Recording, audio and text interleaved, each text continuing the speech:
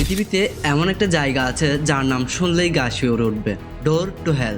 এটা তুর্কমেনিস্তানের এক বিশাল আগুনে ভরা গর্ত, যা টানা 50 বছরেরও বেশি সময় ধরে জ্বলছে।